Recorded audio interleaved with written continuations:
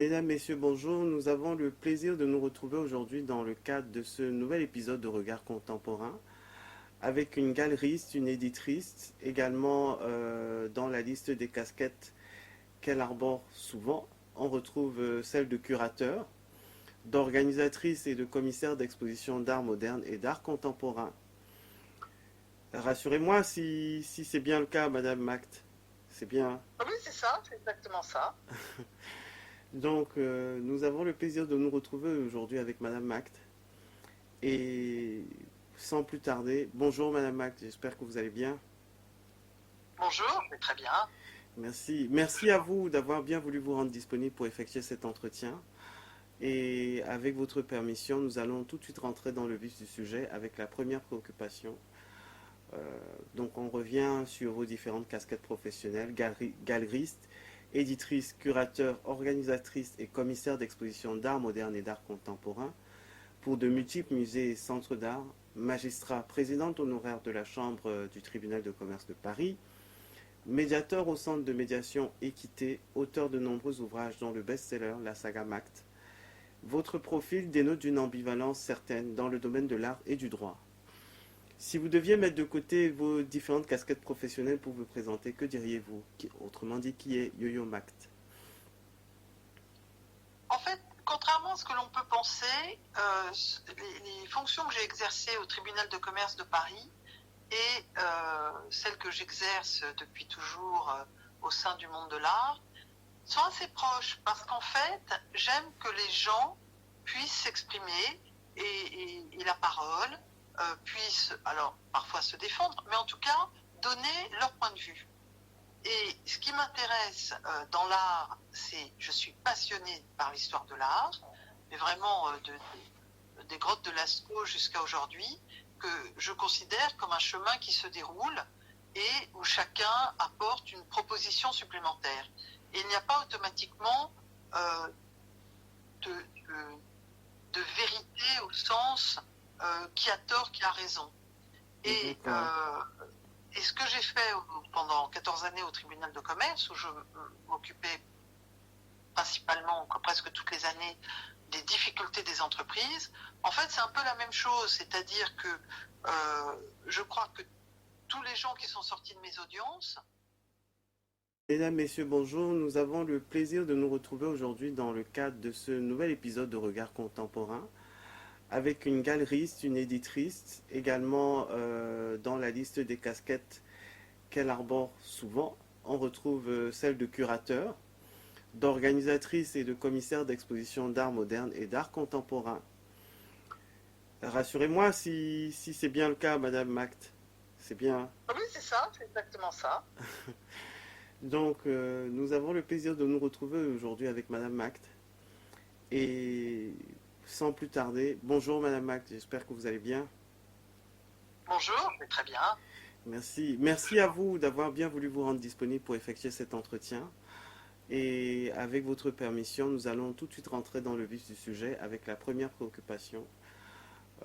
Donc on revient sur vos différentes casquettes professionnelles, galeriste, éditrice, curateur, organisatrice et commissaire d'exposition d'art moderne et d'art contemporain pour de multiples musées et centres d'art, magistrat, présidente honoraire de la Chambre du tribunal de commerce de Paris, médiateur au centre de médiation Équité, auteur de nombreux ouvrages dont le best-seller La Saga Macht. Votre profil dénote d'une ambivalence certaine dans le domaine de l'art et du droit. Si vous deviez mettre de côté vos différentes casquettes professionnelles pour vous présenter, que diriez-vous? Autrement dit, qui est Yo-Yo Macht?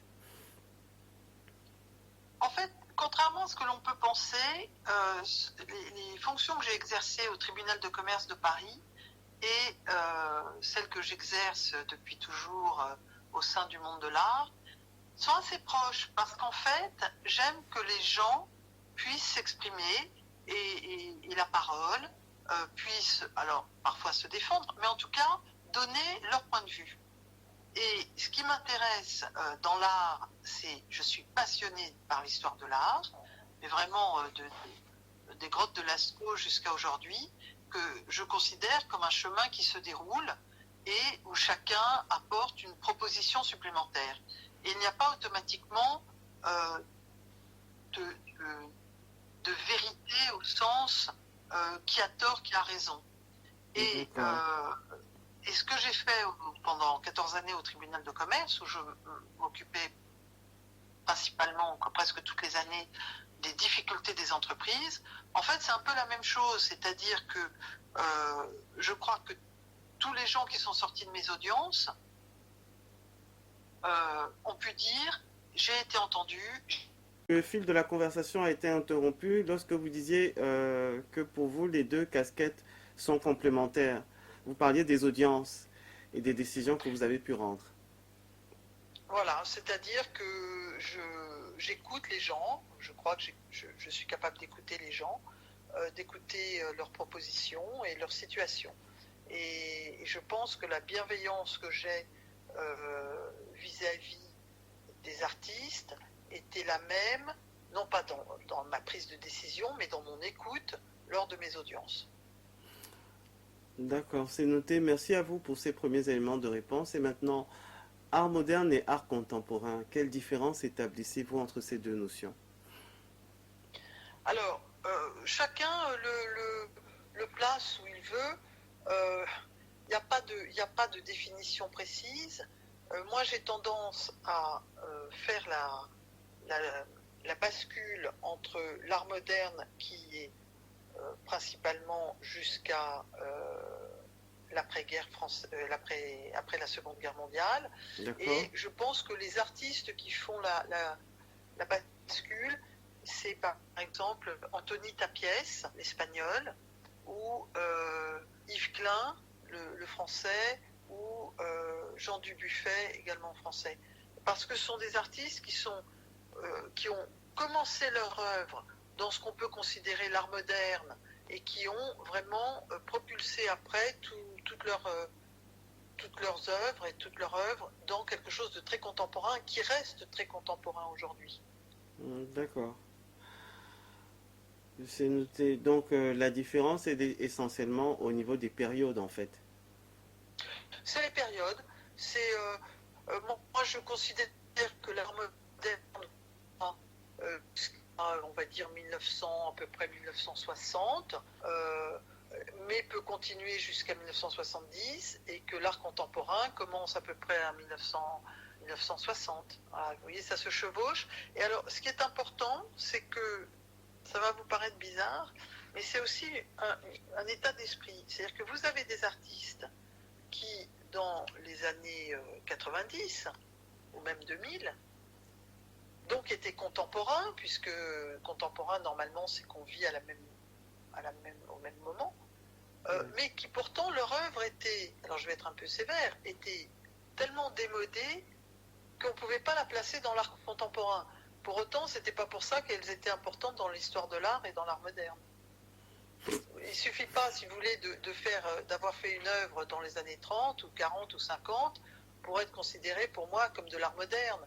Parce que l'art moderne, c'est ceux qui ont à ce moment-là inventé une forme d'art ou une expression d'art et qui ensuite a été classé en tant qu'art moderne parce qu'un nouvel art contemporain est arrivé.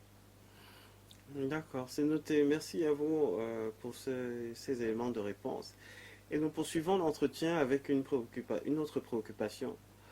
Dans une intervention effectuée par vous l'an dernier dans le cadre du TEDx Panthéon Assas, vous affirmez que l'art est en mouvement. Il avance toujours, se nourrissant de toutes les innovations. D'après vous, dans quelle direction est-ce que l'art évolue dans le contexte actuel marqué par les incertitudes? Quelles sont les tendances qui influencent l'évolution de l'art de nos jours? Alors d'abord, les périodes chaotiques ont toujours été favorables à la création artistique. Parce que justement, les artistes ne sont pas des illustrateurs, ce ne sont pas juste des gens qui vont peindre, sculpter ou peu importe toute forme d'art, faire des NFT ou faire des performances ou des installations. Ce ne sont pas juste des gens qui produisent une œuvre, entre guillemets, qui pourrait être commerciale. Ce sont des gens qui ont des préoccupations sur leur époque, qui ressentent très très bien, instinctivement, parfois ce vers quoi l'époque va s'orienter, et exprime justement le ressenti par rapport à cette époque.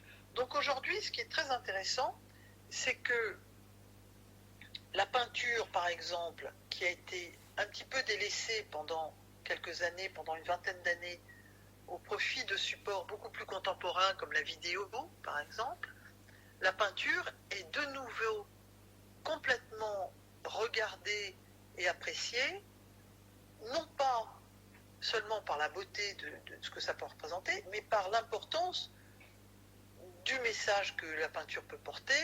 C'est-à-dire finalement, je vais prendre un raccourci un peu banal, si on prend l'écriture, bien sûr qu'il y a une forme d'écriture plus contemporaine, mais il ne suffit pas de ne pas mettre de virgule et d'avoir un phrasé contemporain pour avoir des idées contemporaines. Donc ce qui est important, c'est l'idée. Et l'idée, elle peut être extrêmement subversive, extrêmement contemporaine, extrêmement novatrice, alors qu'elle s'exprime par un support comme la peinture à l'huile, sur châssis, tout à fait classique, comme ont pu le faire Picasso, Rembrandt, Velázquez, Miro, etc. Donc aujourd'hui, ce qui est formidable, c'est que tous les matériaux peuvent être utilisés. Et l'important, c'est quelle est la nouveauté de l'esprit, la nouveauté de pensée dans une œuvre, et non pas seulement sa technique. D'accord, merci, c'est noté, madame. Et nous poursuivons toujours avec les incertitudes. Quel regard portez-vous sur le monde actuel en proie aux crises multiformes? Aux crises, c'est ça ce que vous avez dit? Tout à fait, tout à fait. Quel regard portez-vous sur le monde actuel? Moi, je suis très intéressée par ce qui se passe aujourd'hui, qui est effectivement une période chaotique, et qui est une période chaotique quasi mondiale.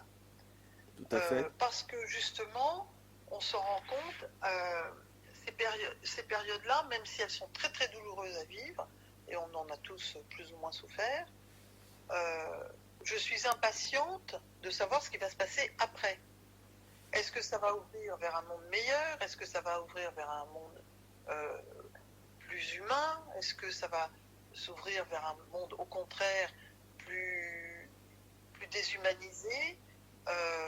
Je suis de nature optimiste, donc j'ai tendance à dire les défauts, les excès que l'on voit aujourd'hui, j'espère vont disparaître, et on améliorera un petit peu notre époque, notre vie et celle de toutes les civilisations. C'est noté, merci. Et maintenant, si on parlait de votre livre, la saga Macte, s'il fallait présenter aux personnes qui nous suivent votre livre, la saga Macte, que diriez-vous?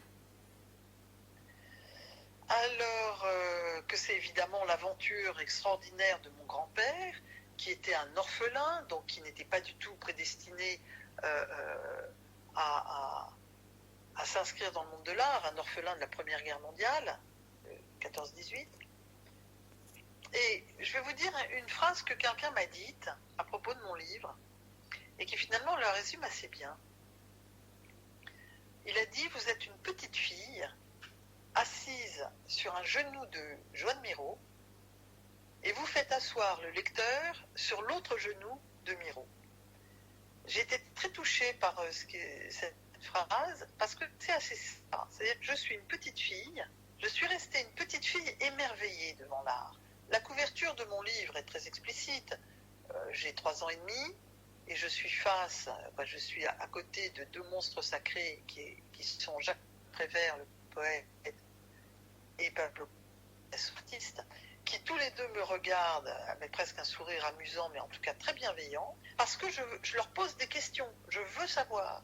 Et je suis restée, en fait, j'ai beaucoup vieilli, bien sûr, comme tout le monde, peut-être même plus que les autres, j'en sais rien, mais j'ai le même émerveillement et curiosité face au monde de l'art.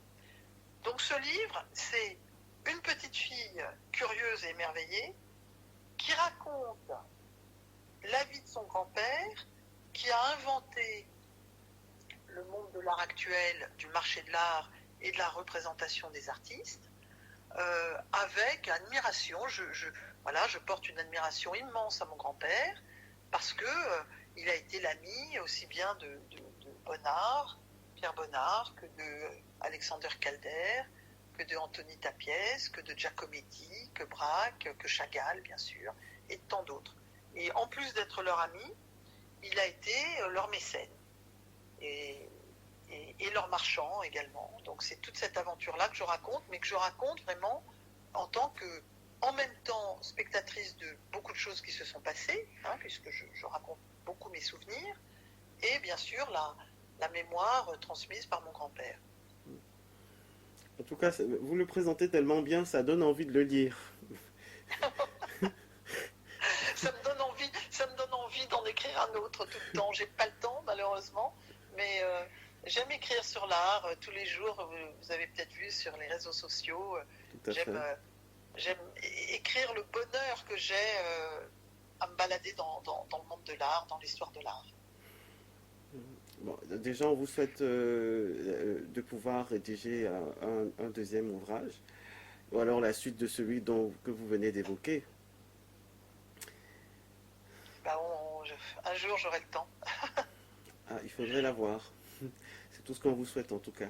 Maintenant, parlons un peu du marché de l'art, puisque vous l'avez évoqué, et que quelque part vous avez été un peu influencé par votre grand-père qui vous avez baigné là-dedans depuis votre enfance.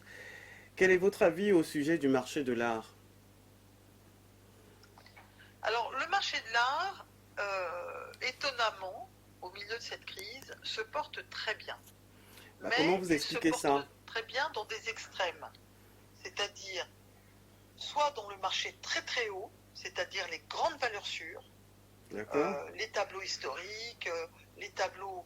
si vous voulez acheter aujourd'hui très très cher, en tout cas beaucoup d'argent, jamais trop cher, une œuvre historique de Giacometti, de Chagall ou de Picasso, vous êtes sûr que ça vaudra toujours beaucoup beaucoup d'argent, parce que ce sont des artistes qui font maintenant partie de l'histoire de l'humanité. C'est pas seulement partie de l'histoire de l'art. Leur œuvre est inscrite mondialement et définitivement.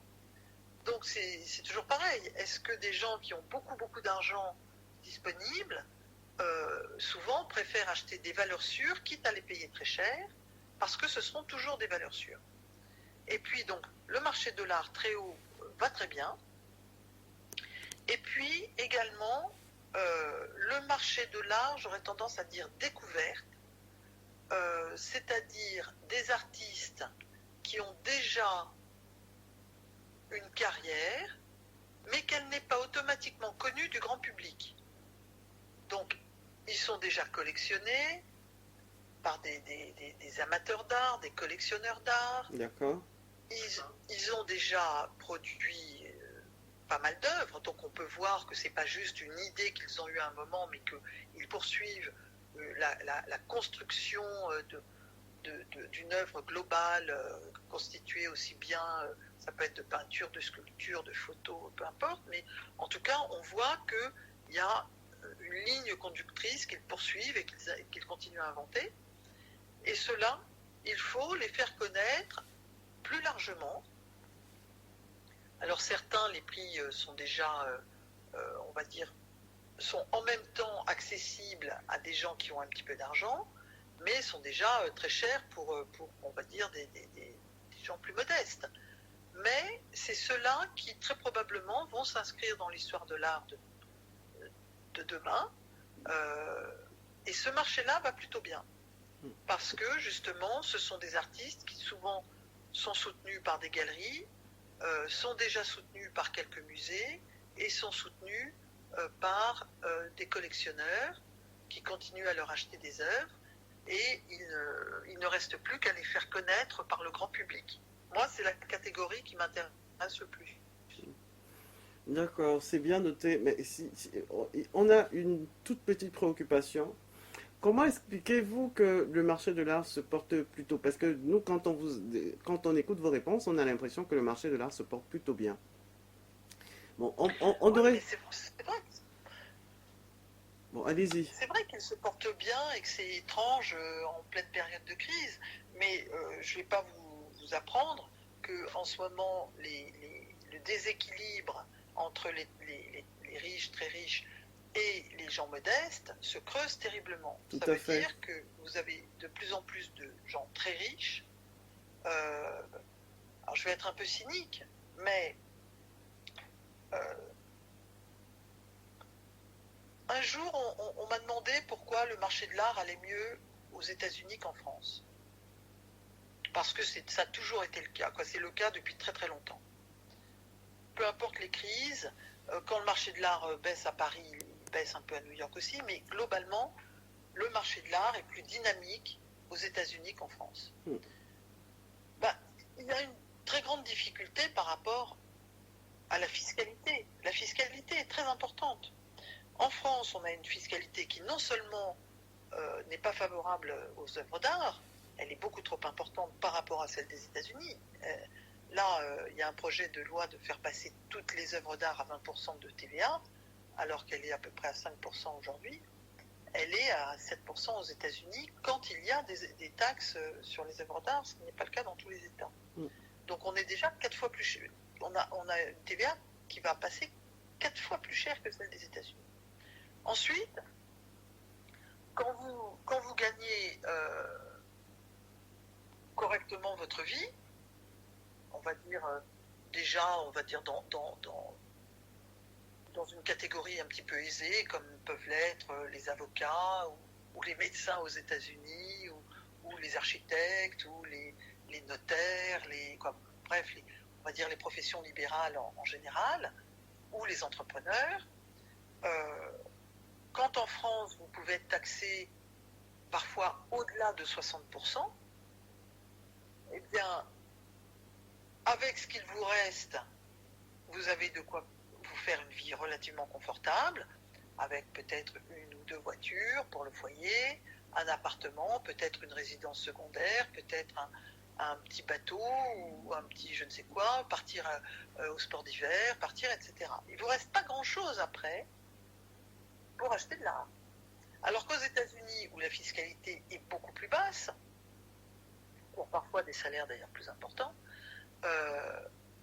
eh bien, quand vous avez payé votre maison, vos vacances, votre voiture, la voiture de votre conjoint, les écoles des enfants, etc., il peut vous rester quelque chose de relativement conséquent, et c'est pour ça que beaucoup de gens achètent des œuvres d'art aux États-Unis, parce qu'ils se sont fait plaisir sur tout le reste, mais ils ont encore les moyens de s'acheter des œuvres d'art, ce qui n'est pas vraiment le cas en France. La fiscalité française est vraiment tellement lourde qu'il ne reste pas grand-chose, on va dire, pour le surplus, l'excédent. Or, l'œuvre d'art n'est pas une chose prioritaire et indispensable dans un foyer. Donc, c'est automatiquement, les gens peuvent dépenser s'ils ont un surplus, pas s'ils ont juste de quoi vivre et de vivre peut-être très correctement. Mais c'est vrai que pour beaucoup de gens, l'art n'est pas prioritaire, l'art n'est pas indispensable. D'accord, merci, c'est noté. Et maintenant, Yo-Yo Mac, la magistrat présidente honoraire de la Chambre du tribunal de commerce de Paris et médiateur au Centre de médiation équité. Si vous deviez présenter aux personnes qui nous suivent vos fonctions en tant que magistrat et en tant que médiateur, que diriez-vous? Alors, magistrat honoraire, c'est-à-dire je ne le suis plus. J'ai quitté le tribunal de commerce de Paris où j'ai officié 14 années, qui est le maximum qu'on puisse faire dans le même tribunal de commerce en France. On doit changer de tribunal au bout de 14 ans, quoi qu'il arrive. D'accord.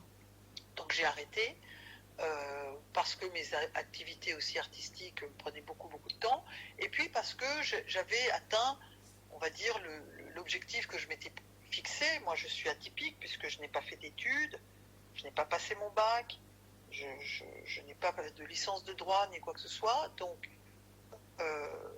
j'ai été élu magistrat. D'accord. Et je me suis orientée très vite vers les chambres qu'on appelle traitement des difficultés des entreprises, c'est-à-dire, dans le jargon quotidien, on dit la chambre qui traite des faillites et des redressements judiciaires, c'est-à-dire des liquidations judiciaires et des redressements judiciaires. C'est-à-dire quand les entreprises sont en difficulté, que soit pour continuer, elles ont besoin d'être sous la protection du tribunal par un redressement judiciaire qui va étaler leurs dettes, et là on doit sauver ces entreprises, soit quand vraiment on ne peut plus les sauver, on doit les liquider, et à ce moment-là, on doit vendre les actifs, s'il y en a, c'est-à-dire ce que la société détient, que ce soit des brevets, que ce soit du stock, que ce soit du matériel, peu importe.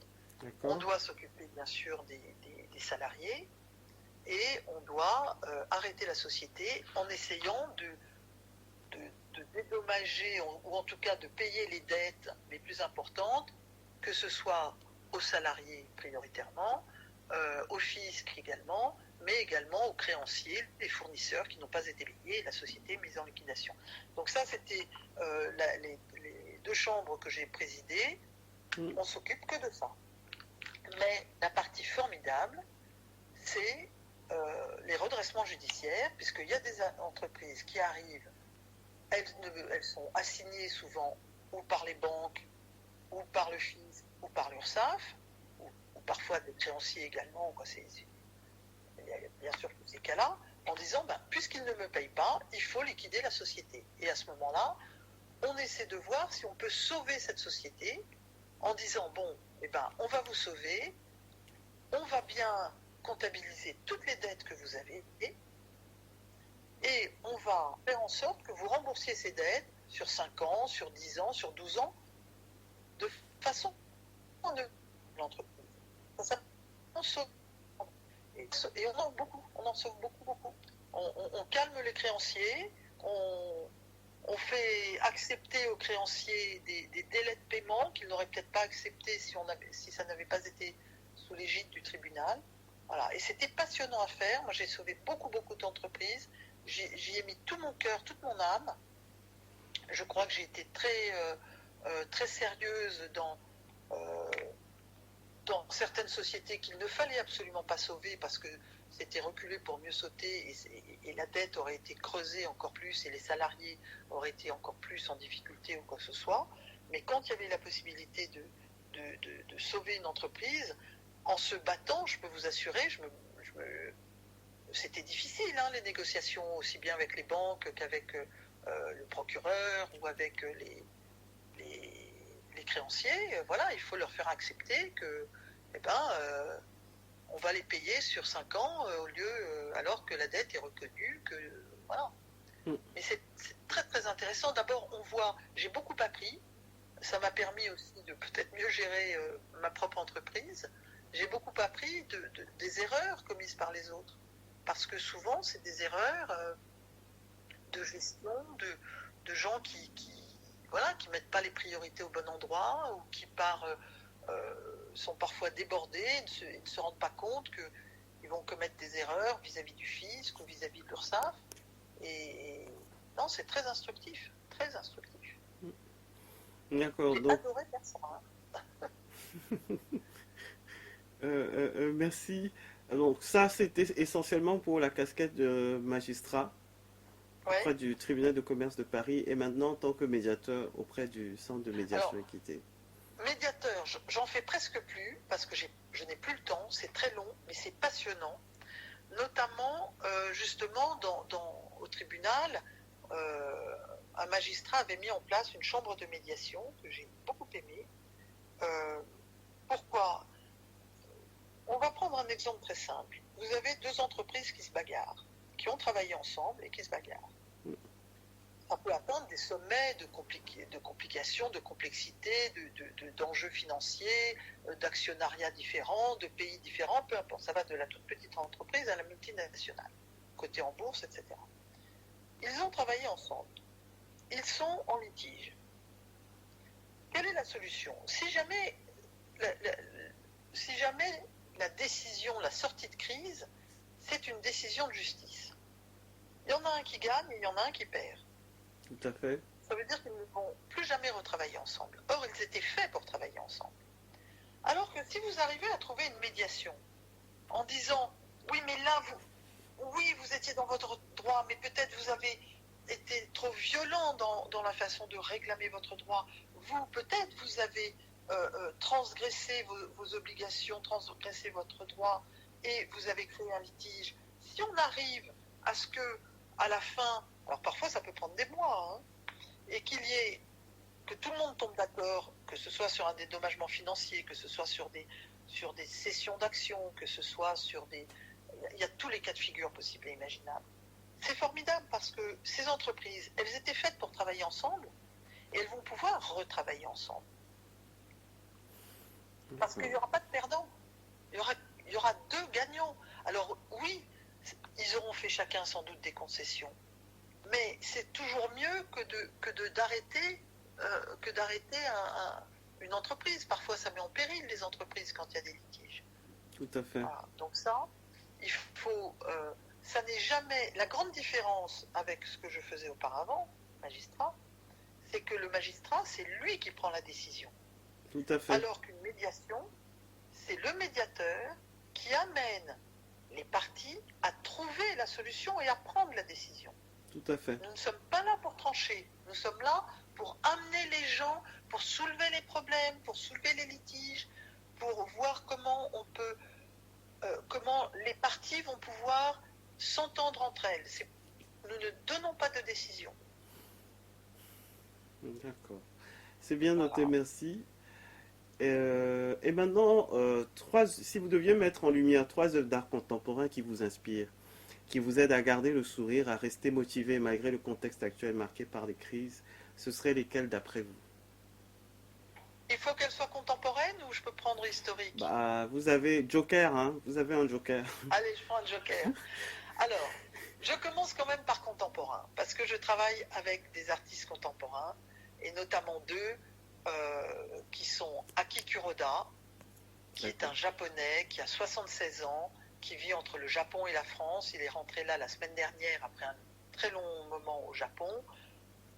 Évidemment que la première chose que j'ai faite, c'est revoir Aki Kuroda, discuter avec lui. J'avais produit en plus des estampes pendant qu'il n'était pas là, qu'il devait signer, et j'étais toujours inquiète de savoir s'il était satisfait ou pas. Il était super satisfait. Donc, j'ai derrière moi, là vous voyez le tableau bleu qui est derrière moi. Tout à fait. C'est un tableau d'Aki Kuroda, et ce tableau, je ne peux pas m'en passer. Chez moi, tous les tableaux bougent des murs, sauf celui-là. Je ne peux pas m'en passer. C'est vraiment une œuvre très importante pour moi. Elle représente la place de l'homme dans l'univers. Voilà, c'est en même temps très stimulant et en même temps très rassérénant. Ensuite, à ma gauche, parce que je suis à mon bureau, j'ai besoin de ces deux tableaux avec moi. Je ne sais pas si vous les voyez. Oui, voilà. Oui, on voit bien.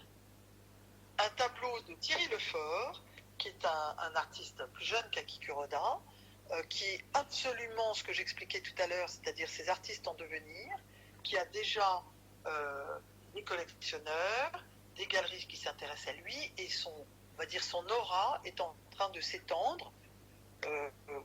Mon travail également, pas grâce à moi, mais par mon travail, par très très étroite collaboration entre lui et moi, vraiment quotidienne et avec, je ne peux pas dire mais au-delà d'amical, dans le sens que c'est amical dans le travail. D'accord. Et pour moi, c'est très proche de la relation que mon grand-père pouvait avoir pour Miro.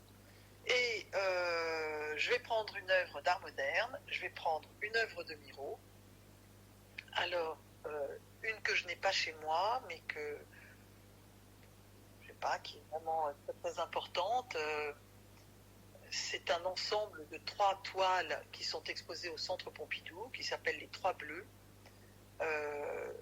et qui date de 1964, je crois, 62 ou 64, d'un seul coup j'ai un doute, non, 64. Et qui sont des chefs-d'œuvre, 3 toiles monumentales, quasiment monochrome bleu, qui c'est en même temps tout le basculement de l'histoire de l'art vers l'abstraction, et en même temps, ça n'a rien d'abstrait, c'est absolument... voilà. Et puis Miro a été quand même l'artiste qui a le plus compté pour moi, puisqu'il était presque comme mon oncle. J'étais une petite fille... voilà, je l'avais élu mon oncle préféré. Ok, c'est bien noté, merci. Et maintenant, si vous aviez une shortlist d'expositions à recommander aux personnes qui nous suivent pour cet été, pour ces vacances, ce serait lesquelles d'après vous?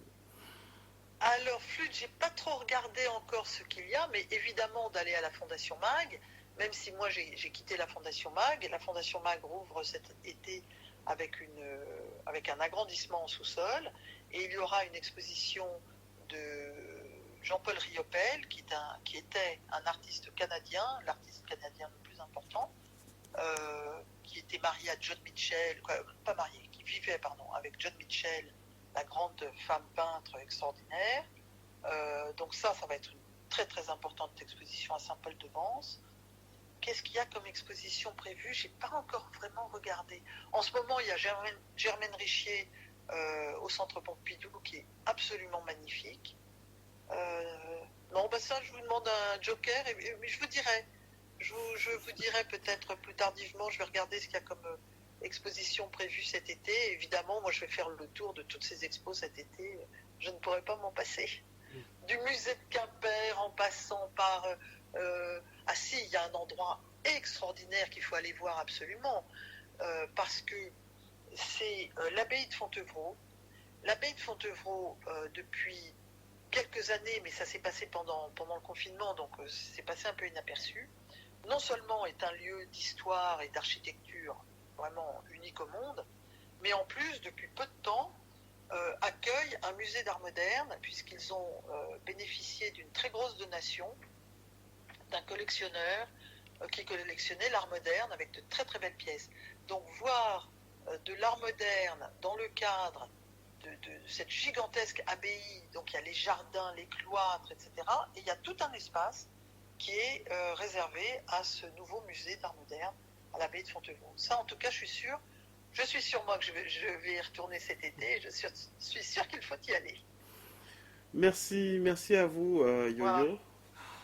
Nous sommes arrivés au terme de notre interview. Eh Et bien, écoutez, merci beaucoup de me laisser la parole. Vous avez compris que j'étais passionnée et que voilà, que l'art est mon quotidien. tout à fait. En tout cas, vous en parlez avec tellement de joliesse que Oui, même pour ceux qui ne... Je pense que ça pourrait donner envie à plus d'une personne de s'intéresser quand même un peu plus à l'art, en fait, rien qu'en vous écoutant.